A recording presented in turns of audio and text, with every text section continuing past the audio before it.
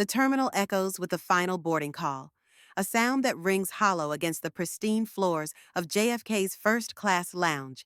8 empty seats await a family that will never arrive. A woman stands alone at gate 26, her manicured fingers clutching a boarding pass while her eyes scan the crowd one last time. She is 69 years old, worth $250 million, and completely invisible to the people who matter most. In the world of the wealthy, betrayal doesn't come with dramatic confrontations or tearful goodbyes. It arrives in the silence of an unanswered text message, in the casual excuses delivered too late, in the cold revelation that those you've sacrificed everything to provide for have calculated your worth and found it insufficient. They say money can't buy love, but it can buy justice. And sometimes, revenge served at room temperature cuts deeper than any heated retaliation. This is not a story about wealth lost, but about dignity reclaimed. About a woman who built an empire, only to discover that her greatest challenge would be rebuilding herself. The Manhattan skyline glittered like a sea of stars through the floor-to-ceiling windows of Eleanor Richardson's penthouse. At 69, Eleanor still marveled at the view from the 58th floor of her Upper East Side building. It was a view she had earned, a daily reminder of how far she had come. Tonight, however, her attention was focused on the Louis Vuitton luggage arranged meticulously by the door. 3 decades of business travel had taught her to pack with military precision, everything in its place, nothing forgotten. Eleanor smiled as she checked her first-class ticket to Honolulu. After 8 months of planning, her family reunion in Hawaii was finally happening tomorrow. She ran her fingers over the itinerary she had printed for everyone 2 weeks at a luxurious villa on Maui's exclusive Wailea Beach, private tours of volcanoes, helicopter rides over waterfalls, reserved tables at the island's finest restaurants, and a chartered yacht for whale watching. The trip had cost nearly $200,000, but Eleanor didn't mind. What was money for if not to create memories with the people you loved? Her phone pinged with a message from her assistant. Olivia, final confirmation for all transportation arrangements complete. Weather forecast for Maui is perfect. Wishing you a wonderful family vacation. Mrs. Richardson. Eleanor texted back her thanks, then poured herself a glass of Chateau Margaux. She raised it in a solitary toast to the framed photograph on her marble countertop herself, with her 3 children and 4 grandchildren, taken at Christmas 5 years ago. It was the last time they had all been together for more than a day. Tomorrow, she whispered to the empty room. Sleep came fitfully that night. Eleanor's mind raced with plans and memories. She thought back to 35 years ago, when Harold had walked out, leaving her with 3 young children and a mountain of debt. The day she found their joint accounts emptied, the mortgage unpaid for months, and creditors calling with increasing hostility. She remembered sitting at her kitchen table that night after the children were asleep, her head in her hands, wondering how they would survive. Then her eyes had fallen on the medical billing software she'd been developing in her spare time, a side project she'd started after identifying inefficiencies in hospital administration during Taylor's appendectomy. That kitchen table became the birthplace of Richardson Medical Systems. While raising 3 children alone, Eleanor had coded at night, pitched to investors by day, and built her company from nothing into the industry leader in healthcare management software. Now, 4,000 hospitals across America used RMS systems, and the company she had started in her garage was valued at over $250 million. Her retirement 6 months ago had felt like stepping off a high-speed train. After decades of 80-hour work weeks, board meetings, and constant travel, the sudden silence of her life had been disorienting. This family trip was her chance to finally be the mother and grandmother she had always wanted to be, present, attentive, and focused entirely on the people she loved most. Eleanor's alarm chimed at 6:00 a.m. Their flight to Honolulu wasn't until 2:00 p.m., but old habits died hard. She dressed in cream linen pants and a blue silk blouse, casual but elegant for travel, and was halfway through her morning espresso when her phone rang. The caller ID showed RMS Security. "Eleanor Richardson," she answered, immediately alert. "Mrs. Richardson, I apologize for disturbing you." It was James Chen, head of cybersecurity at RMS. "We have a situation that requires immediate attention. There's been a potential data breach affecting patient records at Memorial Hospital." Eleanor felt her stomach tighten. Even retired, she couldn't escape crises. How serious? Potentially severe. The press has gotten wind of it. CNN is planning to run a story in 2 hours, claiming RMS software compromised private medical data of over 50,000 patients. "That's impossible," Eleanor said, already moving to her office. "Our encryption protocols. It appears to be a false alarm, but the hospital's IT director has already spoken to reporters. We need someone with authority to issue a statement before the markets open. The board requested you specifically. Eleanor glanced at her luggage, then at her watch. I'll be there in 30 minutes. Have the legal team meet me in the conference room. She called for her driver as she changed into a charcoal suit. Family vacation or not, she couldn't let a PR disaster damage the company she'd built. The flight wasn't until 2 more p.m. She had time to handle this and still make it to JFK with hours to spare. Eleanor's town car weaved through Manhattan morning traffic, but a jackhammered street forced them to detour through Midtown, adding precious minutes to her journey. At RMS headquarters, she strode through the gleaming lobby where her portrait hung alongside the company mission statement, advancing healthcare through innovation. The next 3 hours disappeared in a blur of technical jargon, legal consultations, and media statements. The breach turned out to be a hospital administrator misinterpreting routine security protocols, but the damage control required Eleanor's full attention. By the time she finished, it was 11:30 a.m. I need to get to JFK, she told her driver, checking her watch. And I need to make up time. The town car had barely pulled away from the curb when Eleanor's phone rang again. Taylor, her eldest daughter. Mom, are you on your way to the airport? Yes, just finished putting out a fire at RMS. I'll be at JFK with plenty of time. Are you and Michael already there? We're, still getting organized. The kids couldn't find their passports this morning, but we're on track now. Perfect.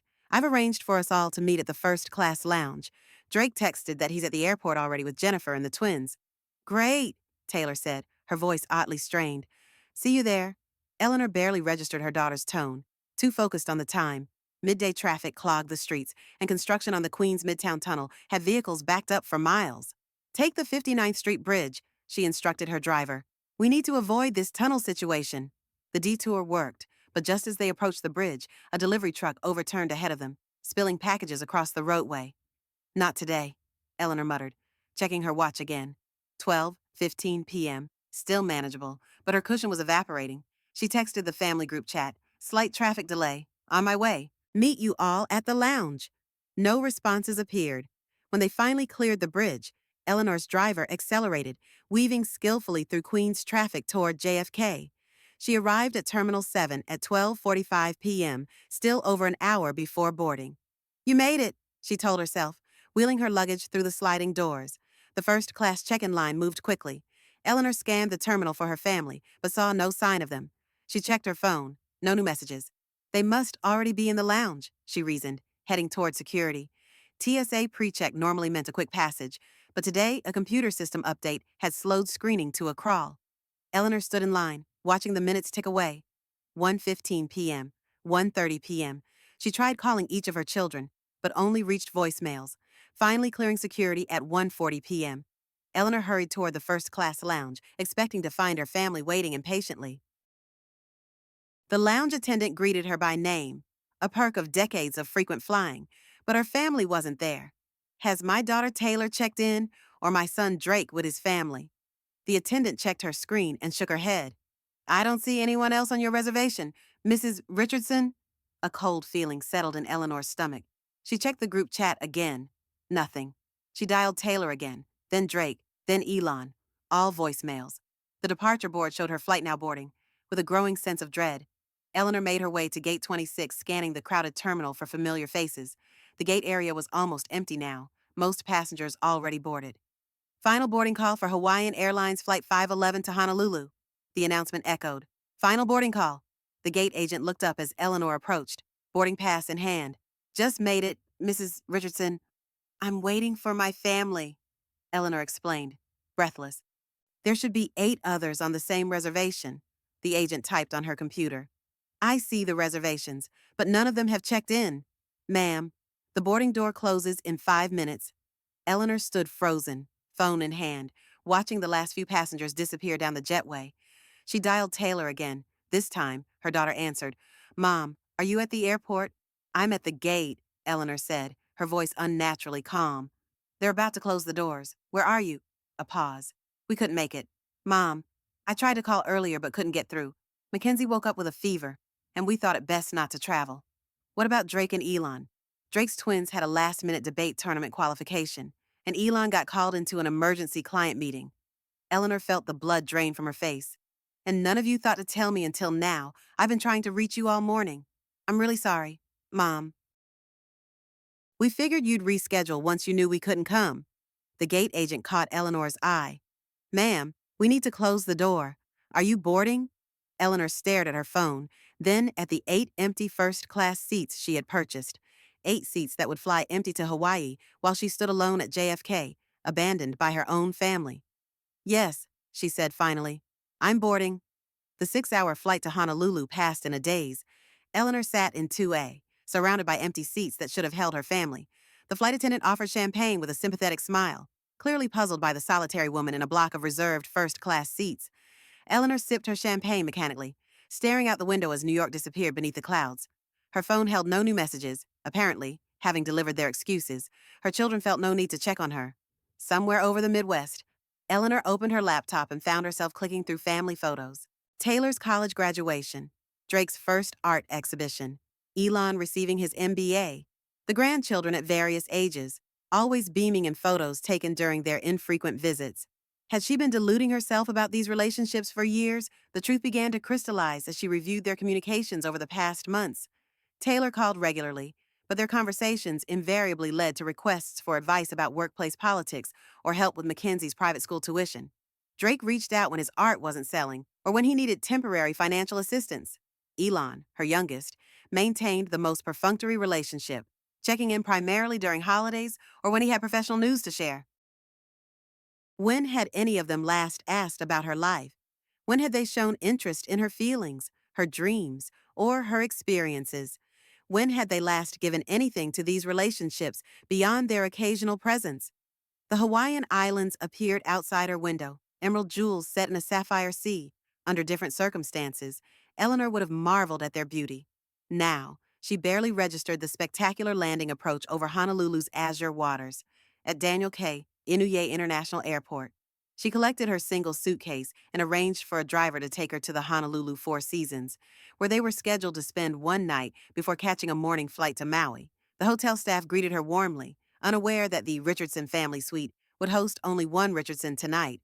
In her ocean view room, Eleanor's phone finally chimed with a message, not from her children, but from her assistant, Olivia. "Hope you arrived safely. Weather is beautiful for your family vacation." Eleanor set the phone down without responding and walked to the balcony. The sun was setting over the Pacific, painting the sky in spectacular shades of orange and pink. The beach below was dotted with families enjoying the last moments of daylight, parents building sandcastles with children, grandparents strolling hand in hand with grandchildren, genuine togetherness that made her chest ache with longing. Her phone buzzed again. A text from Drake. "Hope Hawaii is amazing. Mom, sorry about the last-minute change. The twins send their love." Eleanor was about to respond when a notification from her email appeared. A message from her company account had been automatically forwarded to her personal email, something about quarterly projections.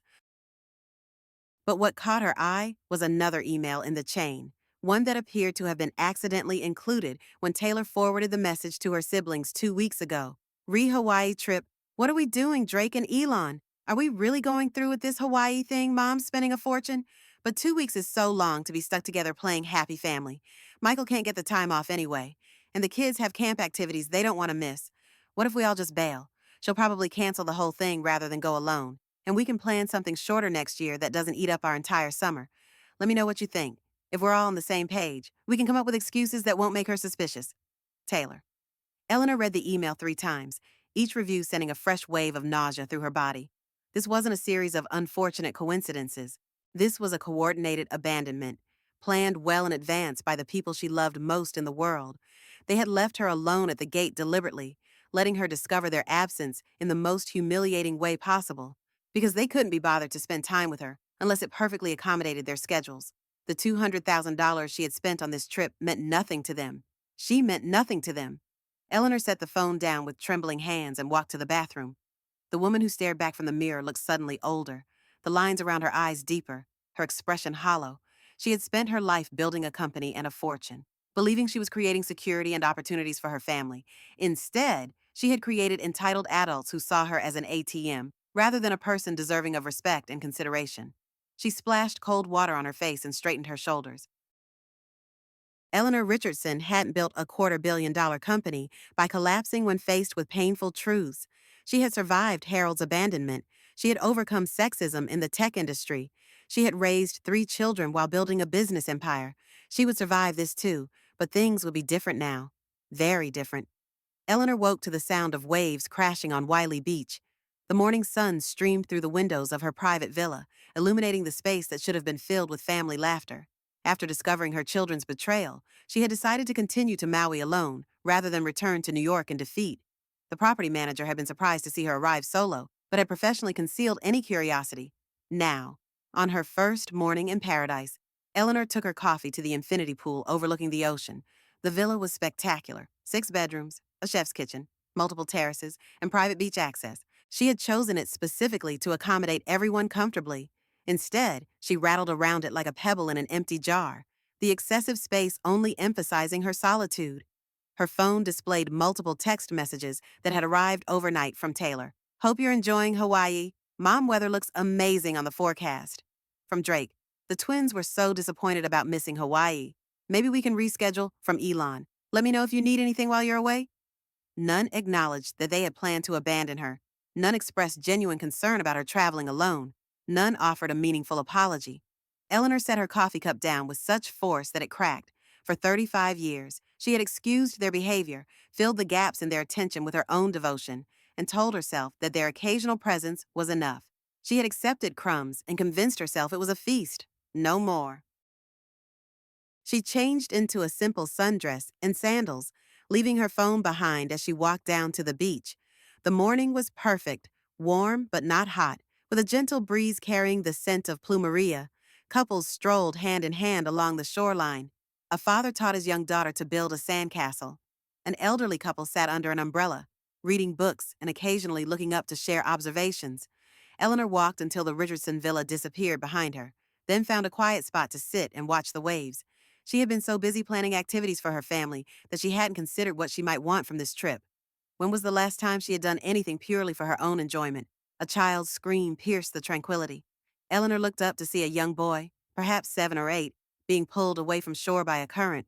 His panicked mother stood at the water's edge, screaming for help, while his father struggled through the waves, too far away to reach him quickly.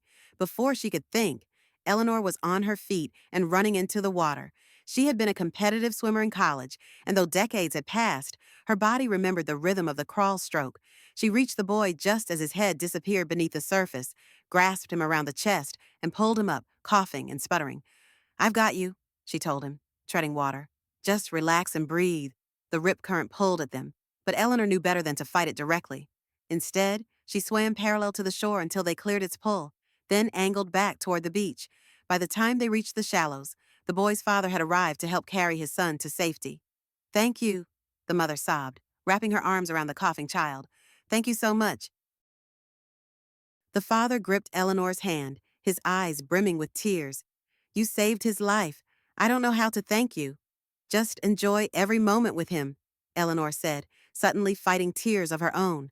"That's all the thanks I need." A small crowd had gathered, and someone had alerted the beach patrol. As the lifeguards arrived to check on the boy, a woman approached Eleanor with a press badge. "That was incredible," she said. "I'm Stephanie Chen from Maui News. Would you mind if I asked you a few questions for our local paper?" Eleanor started to decline, then reconsidered. "Actually, I don't mind at all." The impromptu interview lasted just a few minutes. Eleanor gave her name, mentioned she was vacationing alone, family emergency. She explained with ironic truthfulness and declined to make too much of her actions. By afternoon, a small article appeared on the Maui News website. Visiting CEO saves child from rip current at Wiley Beach. Returning to her villa, Eleanor found herself energized rather than exhausted. The rescue had awakened something in her, a reminder that she was more than someone's mother or CEO. She was Eleanor Richardson, a woman of courage, capability, and worth independent of her relationships or achievements. She showered, changed, and decided to have dinner at the beachfront restaurant she had reserved for the family's first night together. The maitre d' apologized profusely for being unable to reduce her party size on short notice, seating her at a table for 9 with a spectacular ocean view. "Is someone joining you this evening?" asked a deep voice as she studied the menu.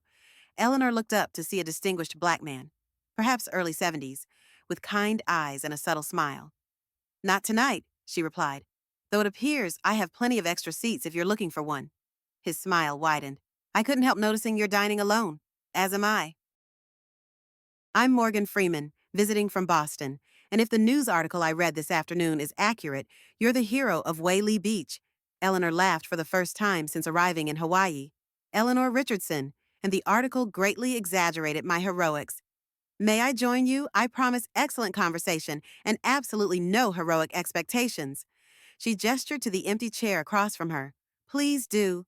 Morgan, she learned over fresh mahi-mahi and a bottle of excellent Chardonnay, was a retired professor of literature from Harvard who had come to Maui to complete his memoir.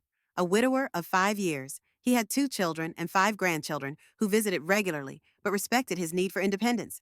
They wanted to join me here, he explained, but I told them this trip was for me. We have a standing date for Christmas in Vermont instead. How novel, Eleanor said with a wry smile. Family members who respect boundaries.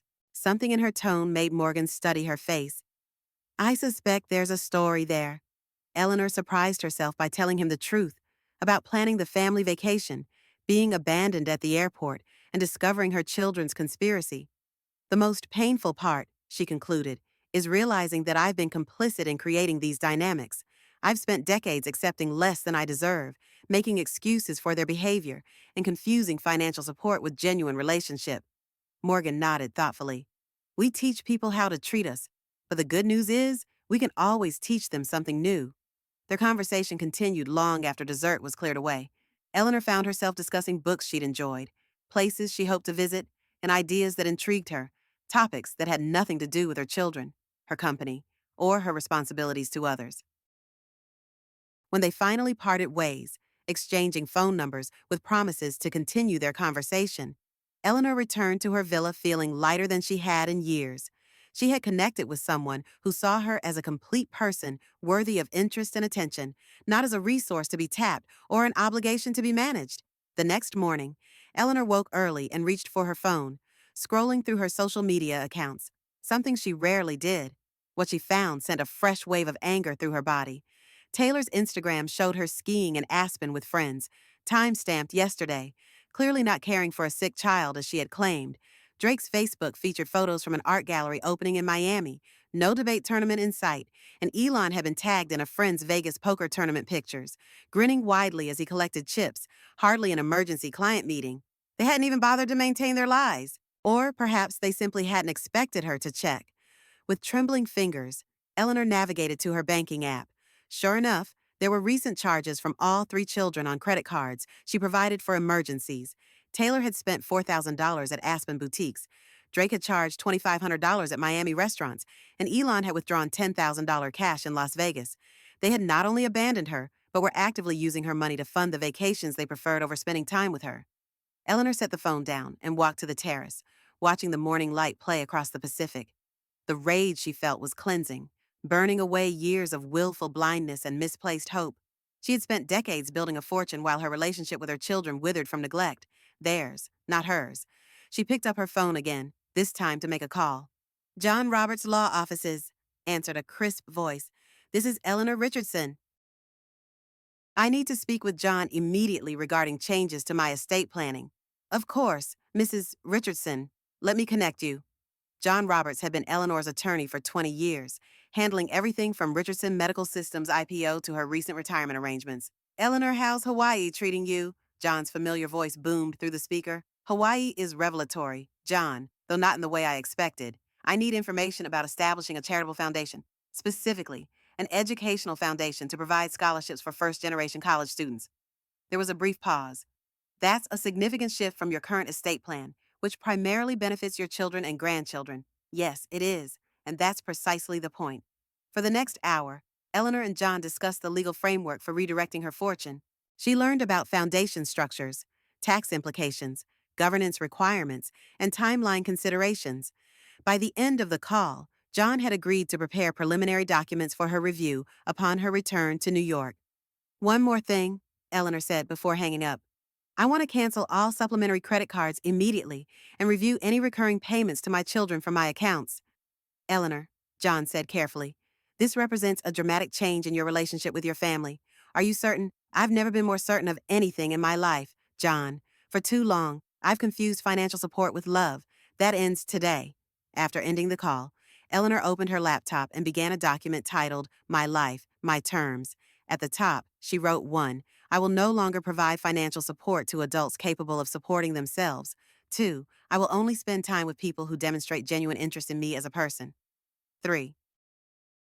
I will pursue interests and activities that bring me joy, without apology or explanation.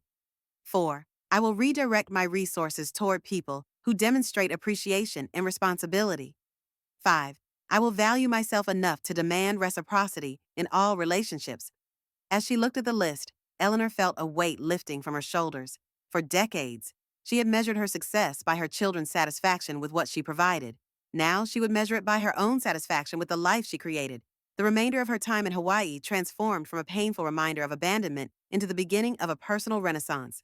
Eleanor took surfing lessons, facing her lifelong fear of deep water. She hiked to hidden waterfalls, joined a pottery workshop, and attended a traditional luau where she danced with strangers who quickly became friends. She and Morgan met for dinner several more times, their conversations ranging from literature to politics to the challenge of reinventing oneself in later life. He introduced her to his writing group, where she surprised herself by sharing stories from her early days as a single mother entrepreneur, stories she had rarely told because no one had asked to hear them. When Eleanor boarded her flight back to New York 10 days later, she was not the same woman who had arrived in Hawaii. The vacation meant to strengthen family bonds had instead broken chains she hadn't realized she was wearing. She returned with a deep tan, a half-dozen new friendships, and a clarity about her future that made her feel more alive at 69 than she had in decades. The Manhattan skyline welcomed her home, its familiar silhouette now framing a life of unfamiliar possibility. In her penthouse, Eleanor found dozens of delivery packages, gifts she had ordered for family members before the trip, intended to be distributed during their time together. She arranged for them all to be donated to a children's hospital. The first test of her new boundaries came within hours of her return. Taylor called, her voice carrying the familiar tone of barely contained crisis. "Mom, thank God you're back. I've been trying to reach you." "Hello, Taylor. What's going on?" "I quit my job. My boss was completely unreasonable about the Hawaii time off, and one thing led to another. I need to borrow about $30,000 to cover expenses while I look for something new. Just for a few months." In the past, Eleanor would have immediately agreed, probably sending more than requested. Instead, she took a deep breath. "No, Taylor, I won't be lending you money." The silence on the other end was profound. "What do you mean?" Taylor finally asked. "I mean that you're 43 years old with an excellent resume and marketable skills. You're capable of managing your finances, including maintaining an emergency fund for situations like this." "Mom, are you serious? I'm in a real bind here." "I'm sure that's stressful. Have you updated your LinkedIn profile, contacted recruiters, applied for unemployment benefits?" "That's not, I need help now, not career advice. What you need and what I'm willing to provide are different things." "Taylor, I suggest you start with a realistic budget that matches your current circumstances, not the lifestyle my financial support has been subsidizing." The conversation ended with Taylor hanging up, clearly shocked by her mother's refusal. Similar interactions followed with Drake, who needed gallery representation fees, and Elon, who wanted investment capital for a side venture. Each conversation was difficult but clarifying. None of her children asked about her trip. None expressed concern about her traveling alone. None acknowledged their deception or apologized for their behavior. They called for money, and when money wasn't forthcoming, they had little else to say. Eleanor channeled her energy into creating her new life. She enrolled in a watercolor class at the Metropolitan Museum of Art, joined a wine appreciation course at a culinary institute, and connected with a personal trainer who specialized in fitness for seniors. She replaced her weekly calls to check on her children with weekly attendance at a book club filled with interesting women her age. The Richardson Medical Systems Board asked her to consult on strategic initiatives, allowing her to contribute her expertise without returning to day-to-day operations. Eleanor accepted, negotiating terms that respected her new priorities and time boundaries. 3 weeks after her return from Hawaii, Eleanor met with John Roberts at his office in the Empire State Building to review the foundation documents. The Richardson Educational Excellence Foundation would be established with an initial endowment of $50 million with provisions for ongoing funding through her estate. The foundation would provide full scholarships for first-generation college students with financial need, with particular emphasis on women pursuing STEM fields. "The paperwork looks excellent. John, when can we make this official?" John leaned back in his leather chair. "We can file everything this week. But Eleanor, we need to discuss the broader estate implications. Under your current will, your children would each inherit approximately $80 million after taxes. The foundation structure we're creating will significantly reduce that amount." "That's the intention," Eleanor confirmed. I'm allocating $500,000 for each child and $50,000 for each grandchild when they reach age 25. The remainder of my estate will go to the foundation. John removed his glasses and pinched the bridge of his nose. That's a reduction of over 99% from their current inheritance expectations. Have you discussed this with them? I didn't discuss my vacation plans with them, yet they felt entitled to make unilateral decisions that affected me. My estate is mine to direct as I see fit. They're likely to contest the will. Eleanor, let them try. I'm not mentally incompetent or under undue influence. I'm making a conscious choice to direct my wealth toward people who will appreciate it and use it responsibly, rather than those who have demonstrated they take both my money and my presence for granted. As Eleanor left John's office, the late afternoon sun cast long shadows between the skyscrapers. She decided to walk part of the way home, enjoying the energy of the city that had been the backdrop for her success. Turning onto 53rd Street, Eleanor felt someone grab her purse from behind. She whirled to see a young man in a hoodie attempting to wrench it from her shoulder. Without thinking, she executed a perfect palm strike to his solar plexus, a move she had learned in the self-defense classes she'd taken after Harold left. The would-be thief doubled over, gasping for breath. Eleanor maintained her grip on her purse, adrenaline surging through her body. Bad choice, she told him calmly as he straightened up, still wheezing. He backed away, hands raised. Sorry, lady. Didn't realize you were freaking ninja grandma. As he disappeared into the crowd, Eleanor realized she was shaking, not with fear, but with a strange exhilaration. She had protected herself, just as she was now protecting her legacy from those who didn't deserve it. The following week, Eleanor attended her first watercolor class at the Met. She arrived early, selecting an easel near the windows overlooking Central Park. The instructor, a vivacious woman in her 60s named Gloria, greeted each student warmly. First time painting? Gloria asked, noting Eleanor's pristine supplies. First time doing anything just for the joy of it, Eleanor admitted. The class began with basic techniques: how to create washes, how to layer colors, how to use the white of the paper as part of the composition. Eleanor's initial attempts were clumsy, the colors muddy and the proportions awkward. In business, she had always excelled immediately at new skills. This unfamiliar inadequacy was both frustrating and strangely liberating. You're thinking too much, Gloria told her, watching Eleanor's furrowed brow. Watercolor isn't about control, it's about collaboration with the medium. Let the water do some of the work. By the end of class, Eleanor had produced a simple landscape that barely resembled the reference image, but contained moments of genuine beauty where the colors had blended unpredictably. She found herself staring at these accidents with wonder, appreciating the strange gift of imperfection. As she packed up her supplies, the woman from the neighboring easel introduced herself. I'm Catherine, she said, extending a paint-smudged hand. A few of us usually grab coffee after class. Would you like to join us? In the past, Eleanor would have declined, citing work responsibilities or family obligations. Today, she smiled and said, I'd love to. The coffee shop was crowded with tourists and locals, its walls covered with local artists' work. Eleanor found herself surrounded by women her age, discussing art, books, politics, and the peculiar freedom of discovering oneself in later life. My kids think I've lost my mind, laughed Patricia, a retired surgeon who had taken up competitive ballroom dancing at 67. They keep asking when I'm going to settle down and babysit more. Mine expected me to become their personal travel companion after my husband died, added Catherine. They were shocked when I joined the Peace Corps instead. Eleanor listened, recognizing her own story in their experiences. My children plan to abandon me at the airport rather than spend 2 weeks with me in Hawaii, she found herself saying. Then I discovered they were using my credit cards to fund their preferred vacations. Instead of awkward silence, her revelation was met with knowing nods. Classic, said Gloria, who had joined them after class. My son once forgot to pick me up at the train station after surgery because his fantasy football draft started. I took an Uber home and changed my will the next day. The laughter that followed was cathartic, a shared recognition of painful truths wrapped in humor. Eleanor realized she had found her tribe, women who understood the complex journey of reclaiming themselves after decades of putting others first. As spring turned to summer, Eleanor's transformation continued. The foundation moved from concept to reality, with offices established in a midtown building and a small, dedicated staff hired to manage operations. Eleanor interviewed scholarship candidates personally, finding unexpected joy in connecting with young people who saw education as an opportunity to be treasured rather than an entitlement to be claimed.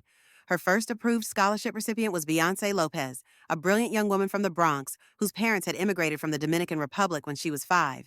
Beyonce had been accepted to MIT for computer engineering but couldn't afford the tuition, even with federal aid. "What do you hope to achieve with your degree?" Eleanor asked during their interview.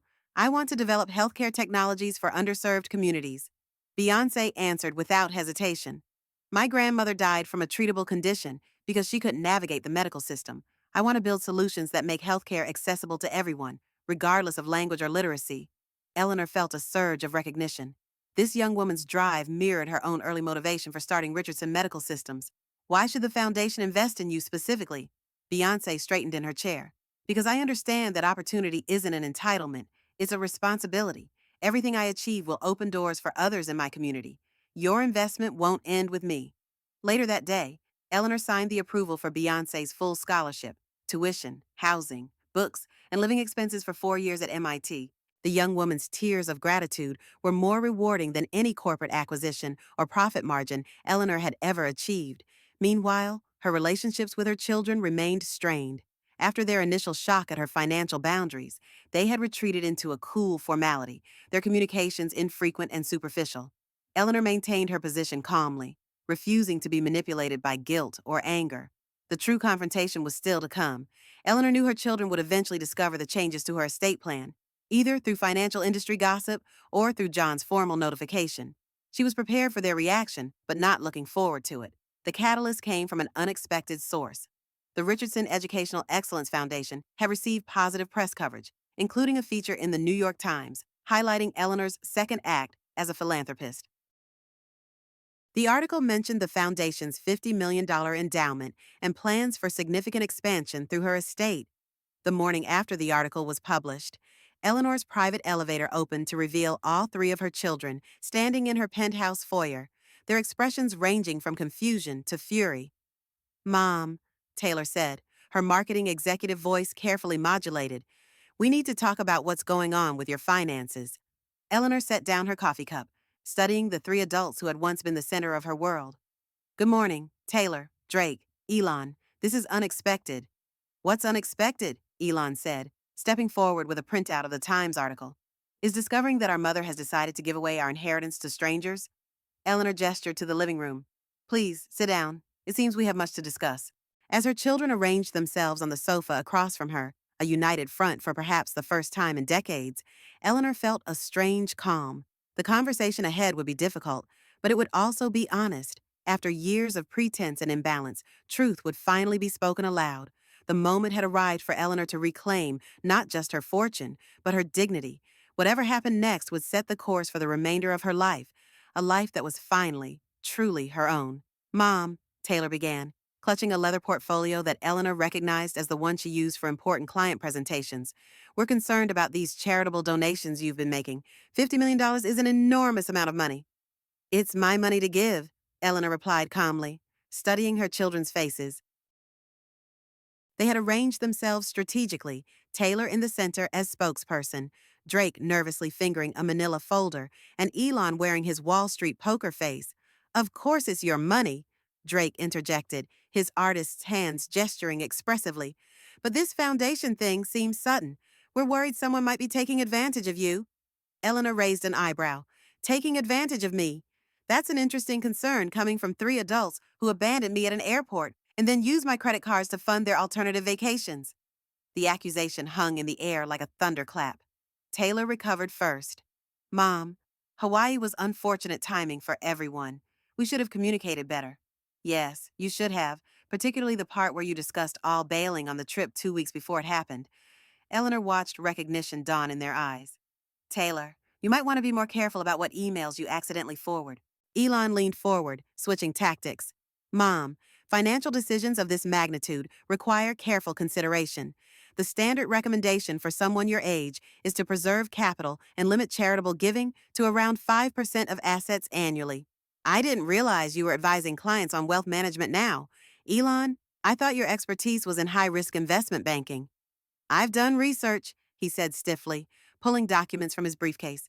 "Most high-net-worth individuals your age focus on generational wealth transfer, not massive charitable endowments." Eleanor stood and walked to the window. looking out at the city where she had built her fortune.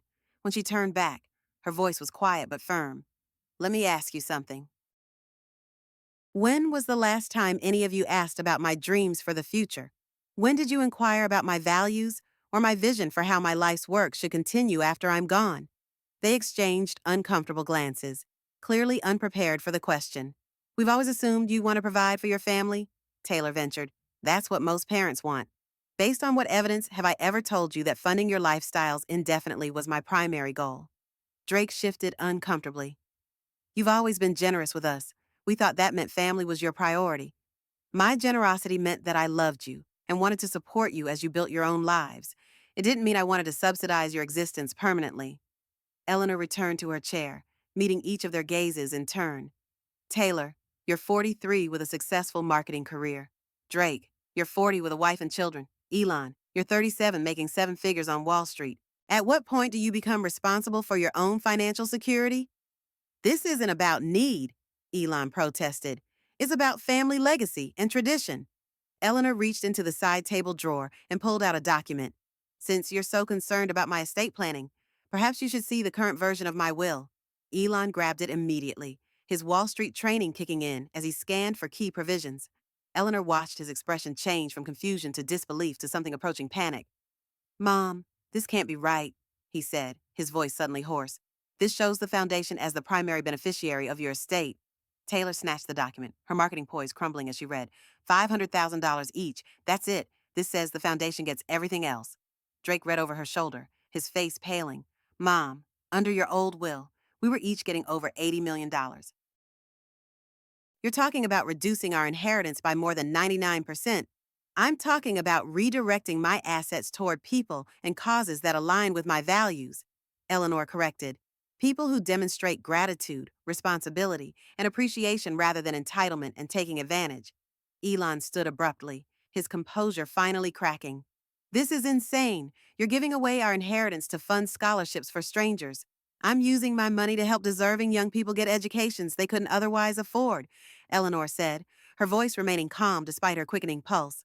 People who will use that education to create positive change in the world.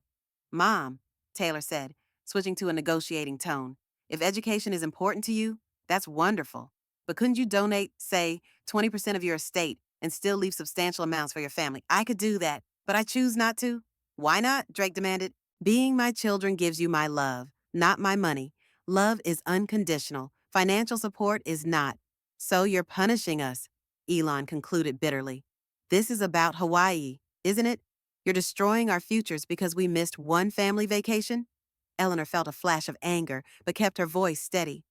This isn't punishment, Elon. This is clarity. Hawaii wasn't an isolated incident. It was a perfect example of how you've learned to treat me. You see me as a resource to be managed rather than a person to be cherished. That's not true, Taylor protested. We love you, Mom. Do you? When was the last time any of you called just to see how I was doing? When did you last visit without wanting something? When have you ever asked about my dreams, my fears, or my hopes for the future? The silence that followed was deafening. None of them could answer because they had never developed the habit of seeing their mother as a complete person with her own emotional needs and aspirations. Drake tried a different approach.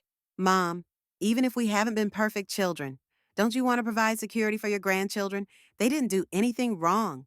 The grandchildren will each receive $50,000 when they turn 25, Eleanor replied. That's seed money for their adult lives, not a substitute for developing their own capabilities. $50,000 won't even pay for a year of college, Taylor objected. No, but it will give them options. Their parents can save for their college educations the same way I saved for yours. Elon began pacing, his financial mind clearly calculating the magnitude of what he was losing. Mom, do you understand what you're doing?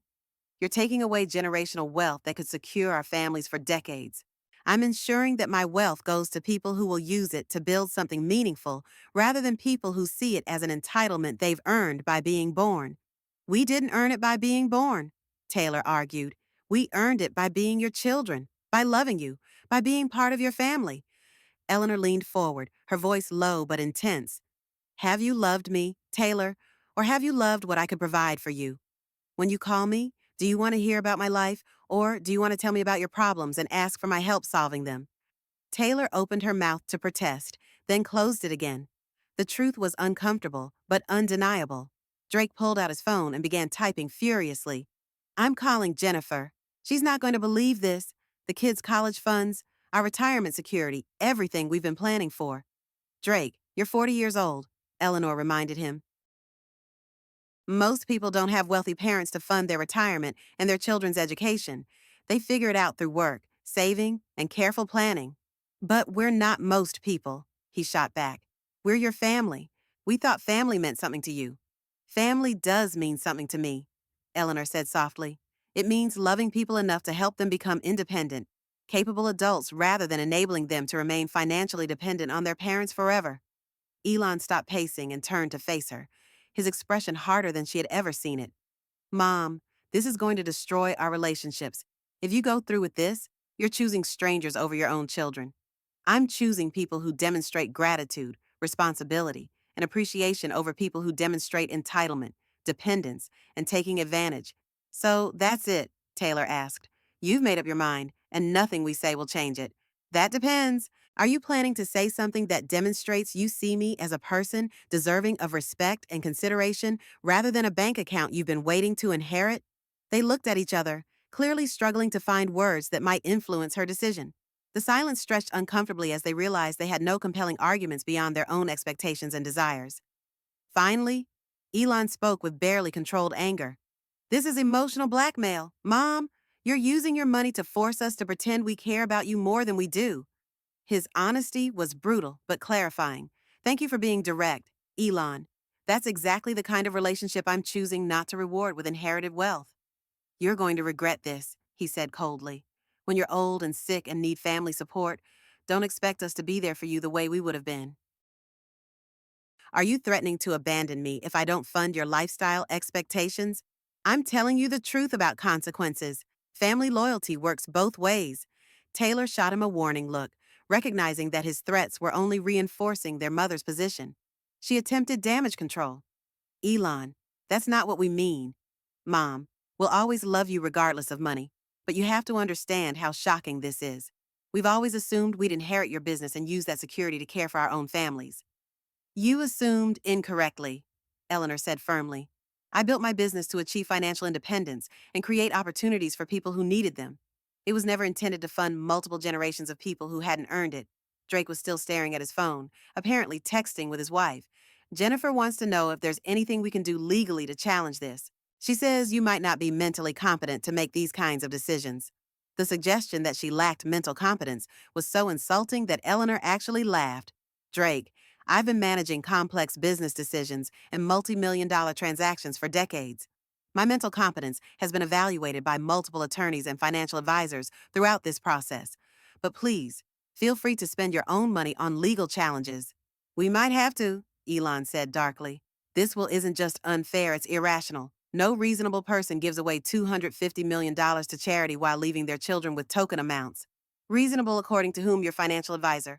Your expectations or your assumptions about what I owe you? Taylor made one last attempt at persuasion. Mom, what if we compromise? What if you split your estate 50-50 between family and charity? That would still be an enormous charitable contribution, but it would also provide security for your children and grandchildren. Why should I compromise with people who have shown me repeatedly that they don't value my time, my feelings, or my presence unless they need something from me?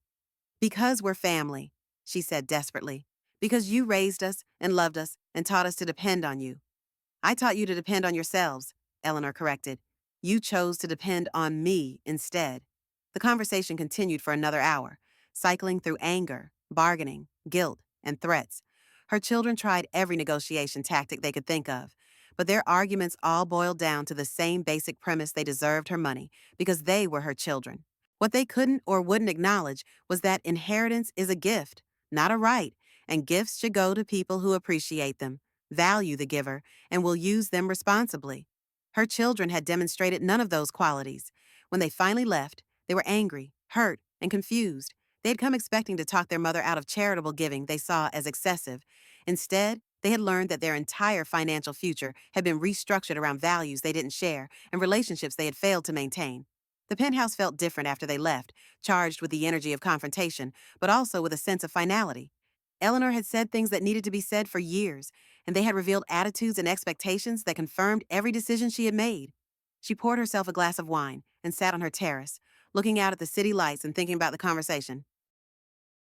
There had been no apologies, no acknowledgement of their behavior, no recognition of how they had treated her over the years.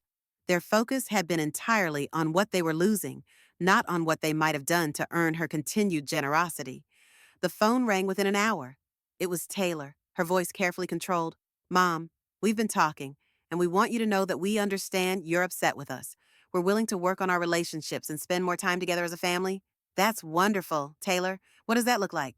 "Well, we could start having regular family dinners again, and maybe plan some trips together ones where we all contribute and participate equally." "And you think that spending time with me now will influence my estate planning?" There was a pause. "We think it's important to rebuild our relationships regardless of money. But yes, we hope you'll reconsider some of these changes if you see that we're serious about being better children." Eleanor sighed. "Taylor, do you hear yourself? You're offering to be better children in exchange for inheritance money. That's not relationship building, that's transaction negotiating." "That's not what I meant." "It's exactly what you meant. You're offering me time and attention now because you want me to change my will. Where was this interest in family relationships when you thought your inheritance was secure?" Taylor hung up without answering, and Eleanor wasn't surprised. The truth was uncomfortable for all of them. Over the following days, she received similar calls from Drake and Elon, each attempting different strategies to change her mind. Drake emphasized the impact on his children, painting vivid pictures of the opportunities they would miss without inherited wealth. Elon focused on the irrationality of her decision, citing statistics about charitable giving and family wealth preservation. None of them addressed the core issue they had taken her for granted for years, treating her as a convenient resource rather than a person deserving of respect and consideration. Their sudden interest in rebuilding relationships was transparently motivated by financial concern rather than genuine affection. 2 weeks after the confrontation, Eleanor received a formal letter from an attorney representing all three of her children. They were requesting copies of her medical records, financial statements, and evidence of her mental competency. They were also demanding that any changes to her estate plan be delayed pending a thorough evaluation of her decision-making capacity. The letter was professionally written but deeply insulting. Rather than accepting her choices or working to repair their relationships, they were attempting to have her declared incompetent to manage her own affairs. The woman who had built a $250 million empire was apparently not qualified to decide how that money should be distributed. Eleanor forwarded the letter to John Roberts, who called her within hours. "Eleanor, I've seen challenges like this before, and I want you to know that your children have very little legal standing. You've been evaluated by multiple professionals throughout our planning process, and your competency is well documented." What happens next? They can request hearings and evaluations, but it will be expensive and ultimately unsuccessful. Your mental capacity is clearly intact, and your decisions, while unconventional, are well-reasoned and legally sound. Will this delay the implementation of my new estate plan? Not significantly. We can execute the final documents while their challenge is pending. Their attempt to question your competency actually strengthens your position by demonstrating that their primary concern is financial rather than emotional. John was right. The legal challenge revealed her children's true priorities more clearly than any conversation could have. They weren't concerned about her welfare or her happiness. They were concerned about their inheritance. Rather than respecting her choices or working to understand her perspective, they were attempting to have her decisions overruled by claiming she lacked the capacity to make them. The irony was profound. The same children who had ignored her feelings, dismissed her presence, and taken her generosity for granted were now claiming to be concerned about her best interests. The same people who had never asked about her dreams or values were suddenly experts on what she should want for her legacy. Their legal challenge would fail, but it had already accomplished something important. It had removed any lingering doubt Eleanor might have had about her estate planning decisions. People who truly loved and respected her wouldn't respond to her choices by trying to have her declared incompetent. They would try to understand her perspective, accept her autonomy, and work to repair whatever damage had been done to their relationships. Instead, her children had chosen to fight her in court rather than look honestly at their own behavior. They had prioritized money over relationship, entitlement over reflection, and legal strategy over emotional connection. As Eleanor signed the final estate planning documents in John's office the following week, she felt a sense of peace and resolution. Her $250 million fortune would be used to help deserving young people achieve their educational dreams, fund medical research that could save lives, and support women entrepreneurs building their own success stories. Her children would receive enough money to pay off their debts and start fresh, but not enough to avoid the character-building challenges of earning their own way in the world. Her grandchildren would receive seed money for their adult lives, but they would learn the value of work, saving, and personal responsibility. Most importantly, her legacy would reflect her values: education, opportunity, hard work, and appreciation.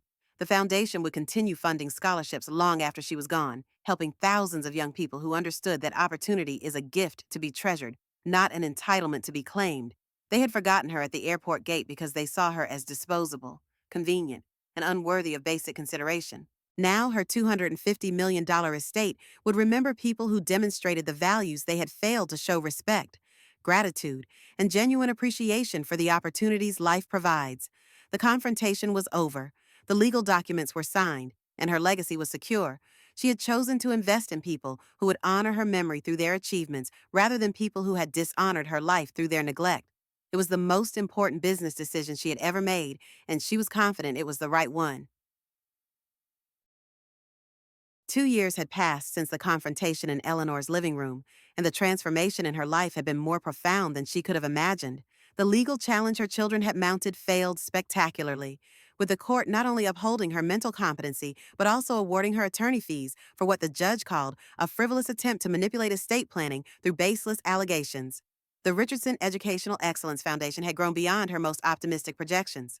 They had awarded scholarships to over 300 students, funded research programs at 5 universities, and established mentorship networks that connected scholarship recipients with successful professionals in their chosen fields. The foundation's offices occupied an entire floor of a midtown building, staffed by dedicated professionals who shared Eleanor's vision of education as the great equalizer. Eleanor spent 3 days a week there, reviewing applications, mentoring students, and developing new programs.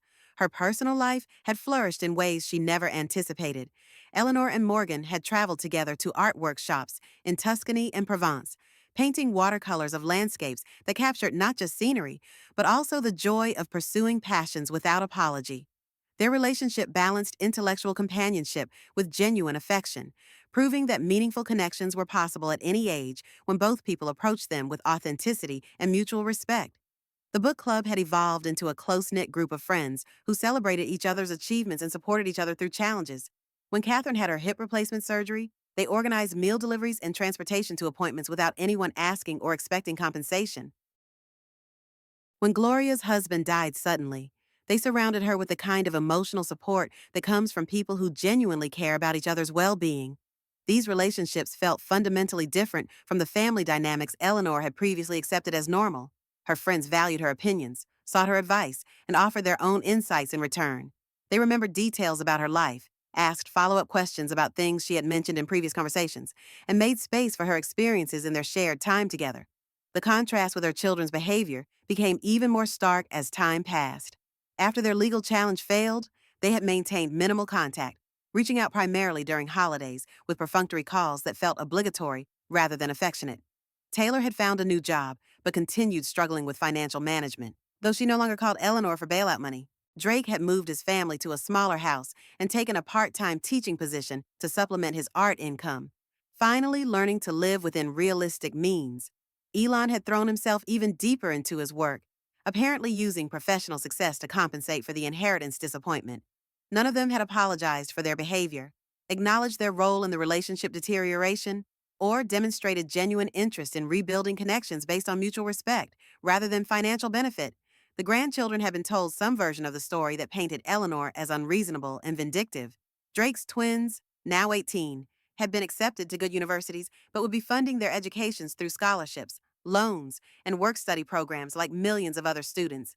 Elon's children were younger, but had apparently been informed that their grandmother was no longer a source of financial support for family expenses. Eleanor felt sad about the distance from her grandchildren, but not guilty about the circumstances that had created it. Their parents had made choices about how to frame her decisions, and those choices reflected their values rather than hers. She had offered to maintain relationships with the grandchildren that weren't dependent on money, but their parents had made clear that such relationships weren't welcome unless they came with financial benefits. The Foundation's second annual scholarship ceremony had become one of Eleanor's most treasured events, held in the ballroom of the Lincoln Center. It brought together current scholarship recipients, program alumni, and supporters who believed in their mission. The energy in the room was electric with possibility and gratitude. Beyonce Lopez, now a senior studying computer engineering, had been selected to give the keynote address. She spoke eloquently about the transformative power of education and the responsibility that came with opportunity. Her speech brought tears to Eleanor's eyes as she described how the scholarship had not only made her degree possible, but had also inspired her younger siblings to pursue their own educational goals. Mrs. Richardson, she said, looking directly at Eleanor from the podium, you gave me more than tuition money. You gave me the confidence to believe that my dreams were worth pursuing and the security to focus on learning rather than worrying about basic survival. I promise you that this investment will pay dividends for generations because everyone I help will help someone else in turn. After her speech, Beyonce found Eleanor in the crowd and hugged her tightly. I have news, she said, her eyes sparkling with excitement. I've been accepted to graduate school at MIT, and they're offering me a full research assistantship. I'm going to study artificial intelligence applications for healthcare accessibility. Her achievement represented everything Eleanor had hoped to accomplish through the foundation. Beyonce understood that opportunity was a gift to be treasured and maximized, not an entitlement to be claimed and squandered. She had used her scholarship to build something meaningful that would benefit others, embodying the values Eleanor wanted her legacy to represent. That evening, as Eleanor sat in her penthouse reflecting on the scholarship ceremony, she received an unexpected call from Elon. His voice carried a tone she hadn't heard in years, something between resignation and curiosity. Mom, I saw the news coverage of your scholarship event. It looked like quite a celebration. It was wonderful, Eleanor replied cautiously. These young people are remarkable, and their achievements make me proud of how my money is being used. I've been thinking about our last conversation, and I wanted to say something. Eleanor waited, curious about where this was leading. I was angry for a long time about your estate plan. I felt like you were punishing us for not being perfect children. But watching the scholarship program succeed, seeing what these kids are accomplishing, I'm starting to understand what you were trying to tell us. His words surprised her. What do you think I was trying to tell you? That we had been taking you for granted, that we saw you as a resource instead of a person, that we never learned to appreciate what we had because we always assumed it would be there. The acknowledgement was more than she had expected from any of her children. That's exactly right, Elon. I've been successful in my career, Mom, but I realize now that I was also planning to be successful as your heir. I was counting on inherited wealth to provide security and options that I should have been creating for myself. And now I'm focused on building something that's genuinely mine. It's harder but also more satisfying. I understand why you wanted us to learn that lesson. They talked for nearly an hour, the longest meaningful conversation they had shared in years. Elon didn't ask about changing her will or express hope that she might reconsider her estate plan. Instead, he talked about his own growth, his new perspective on family relationships, and his respect for what she had accomplished with the foundation. I don't expect forgiveness, he said as their conversation wound down. But I wanted you to know that I finally understand what kind of mother you actually were and what kind of son I failed to be. After they hung up, Eleanor felt a complex mixture of sadness and hope-sadness for the years they had lost to misunderstanding and entitlement, hope that genuine relationship might still be possible if he continued growing in this direction. But she also felt vindicated in her decision to redirect her legacy toward people who had demonstrated appreciation from the beginning, rather than people who might eventually learn it. 6 months later, Taylor called with news that she was engaged to a man she had met through a professional networking group. Unlike her previous relationships, which had often been with men who needed financial support or career assistance, this partnership seemed based on mutual respect and shared goals. Mom, I'd like you to meet Richard before we get married, not because I need your approval, but because I want you to know the person I'm choosing to build a life with. The distinction was important. She wasn't seeking Eleanor's blessing or her financial contribution to the wedding. She was inviting her to participate in her happiness as a person she cared about. When Eleanor met Richard, she was impressed by his thoughtfulness and his genuine interest in hearing about her life and work with the foundation. Taylor has told me about the challenges in your relationship, he said during dinner at a quiet restaurant. I want you to know that I encouraged her to reach out because I believe families should work to understand each other, especially when there's so much love underneath the conflict. His words suggested that Taylor had given him a more honest version of their history than Eleanor might have expected. Over the course of the evening, She demonstrated a maturity and self awareness that had been absent during their previous interactions. Mom, I spent years thinking you owed me financial support because you were my mother. I never considered what I owed you in return or whether I was bringing anything positive to your life. What changed your perspective? Therapy, mostly, and watching Richard's relationship with his own parents. They enjoy spending time together because they've maintained mutual respect and genuine interest in each other's lives. I realized our family never developed that dynamic. No, we didn't. I know I can't undo years of taking you for granted, but I'd like to try building something different if you're willing. The wedding 6 months later was a small, elegant affair that reflected Taylor's new understanding of the difference between meaningful celebration and expensive display. She had insisted on paying for everything herself, declining Eleanor's offer to contribute to the costs. Instead, she asked her mother to give a reading during the ceremony, choosing a passage about love requiring both giving and receiving. At the reception, Eleanor sat at a table with Morgan and several of her friends from the book club and watercolor class. For the first time at a family event, she felt valued for her presence rather than her potential financial contribution. Taylor made a point of introducing her to Richard's family as a successful entrepreneur and philanthropist, emphasizing her achievements rather than her role as Taylor's mother. Drake remained the most distant of her children, still struggling to accept the new financial reality and apparently unable to move beyond his anger about the inheritance changes. His occasional communications were polite but cold, focused on logistics when coordination was necessary but avoiding any deeper emotional connection. Eleanor felt sad about his choice, but not guilty about the circumstances that had led to it. He had been given the same opportunity as his siblings to reflect on their relationship dynamics and work towards something healthier. His decision to remain bitter and distant was his own, and she couldn't force him to choose growth over resentment. The foundation's impact continued expanding in ways that surprised and delighted Eleanor. Scholarship recipients were graduating with impressive achievements and using their education to create positive change in their communities. Several had started their own nonprofit organizations, others had developed innovative technologies, and many had become mentors for younger students facing similar challenges. Beyoncé had completed her master's degree at MIT and accepted a position with a healthcare technology company focused on improving medical accessibility in underserved communities. She had also established a mentorship program connecting Richardson Foundation scholarship recipients with high school students in her hometown, creating a pipeline of educational opportunity that would outlast any individual grant. Your investment in me has multiplied beyond anything you could have calculated, she told Eleanor during one of their quarterly coffee meetings. Every person I mentor, every technology I develop, every life I touch through my work carries forward the gift you gave me. Her perspective encapsulated exactly what Eleanor had hoped to achieve through redirecting her estate toward education and opportunity. The foundation's impact would compound over decades as scholarship recipients used their education to create value, solve problems, and help others in turn. Her wealth was generating returns that could be measured not in dollars, but in lives transformed and communities strengthened. One unseasonably warm October afternoon, 3 years after the airport abandonment that had changed everything, Eleanor was leaving the foundation offices when she noticed a familiar figure waiting by her car. Drake stood awkwardly, hands thrust into the pockets of his paint-splattered jacket, looking simultaneously defiant and uncertain. "Drake," she said, genuinely surprised. "This is unexpected. I need to talk to you," he said without preamble. "Not about money," he added quickly. "About something else."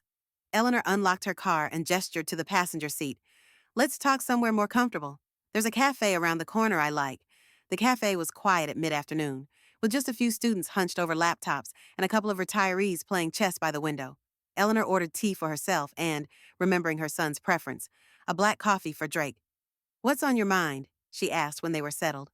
Drake stared into his coffee, his artist's fingers tracing the rim of the cup. "I've been angry for a long time. About the inheritance, about how everything changed after Hawaii. I blamed you for being unreasonable, for overreacting to one mistake." Eleanor waited, sensing there was more. But then something happened at the twins' graduation. The principal gave a speech about how success isn't what you're given, but what you earn, how the most valuable inheritance is values, not valuables.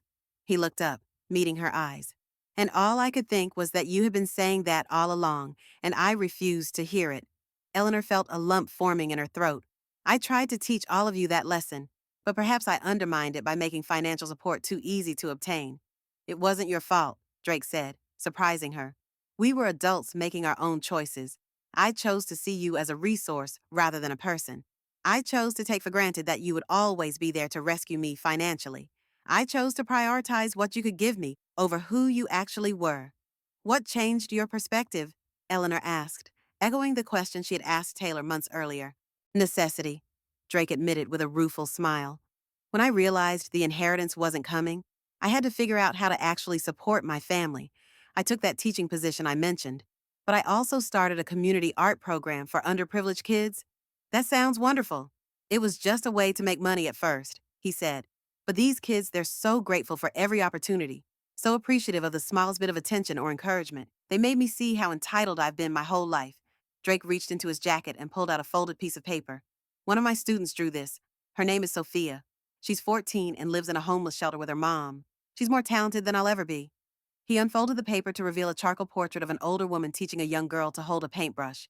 The detail was remarkable, capturing not just physical features, but the emotional connection between teacher and student. It reminded me of when you used to sit with me at the kitchen table, helping me with my art projects even after working all day, Drake said quietly. I had forgotten how much time you actually gave us, despite running a company. I remembered the times you missed things because of work, but not all the times you were there despite being exhausted. Eleanor studied the drawing, seeing echoes of her son's talent in this young girl's work. She's gifted. She is, and she deserves the same chance I had but squandered. I'd like her to apply for one of your foundation scholarships when she's ready for college. The request, not for himself, but for a student he believed in, told Eleanor everything she needed to know about the changes in her son. We'll certainly consider her application when the time comes. In the meantime, perhaps the foundation could provide some support for your community art program.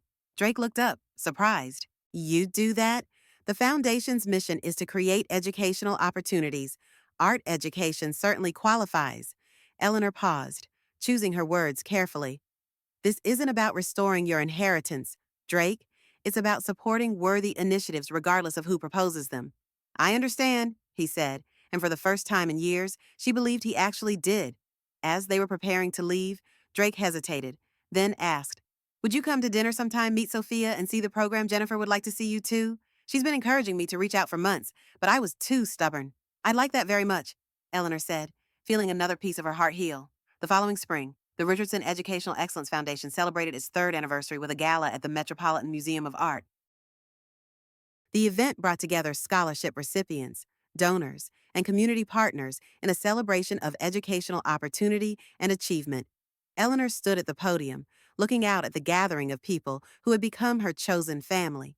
Morgan seated in the front row, her book club friends at a nearby table, Beyoncé and other scholarship recipients scattered throughout the crowd, and, somewhat to her surprise, all three of her children had attended, sitting together at a table near the stage. When I started this foundation 3 years ago, she began, I thought I was building a legacy. What I didn't realize was that I was also building a community, a family of choice based on shared values and mutual respect.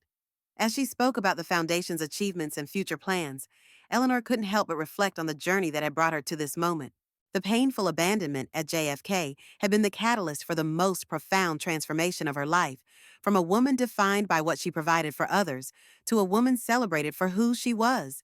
Her biological family was slowly finding its way back to her, not because of what she could give them financially, but because they were learning to see and value her as a complete person.